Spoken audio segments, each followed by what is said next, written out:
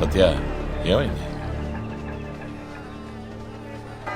లేదురా, ఆ సంఘటన ఏసై నాకు ఇచ్చిన చివరి వార్నింగ్ అనుకుంటాను. ఇప్పుడు తలుచుకున్నా గాబరా పుడుతుంది. సంపాదించింది చాలు, ఈ వృత్తి మానేసి సేఫ్గా బతికేద్దాం ఏంటి?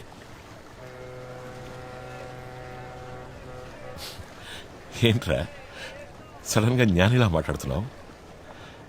ఇప్పుడైనా సంపాదించడం మొదలుపెట్టావు. సామ్రాజ్యాన్ని విస్తరించాలి. సేఫ్ అయిన వృత్తితో పెద్ద సామ్రాజ్యాన్ని క్రియేట్ చేయలేవరా? భయపడి ఎలాంటి నిర్ణయం తీసుకోకు. సేఫ్ అయిన వృత్తి చేయడం భయపడి కాదు, శక్తి లేదు. రే సత్య, ఇప్పుడైనా నాకు శక్తి వస్తోంది. ఈ వ్యాపారాన్ని పెద్ద చేసి చూపిస్తా.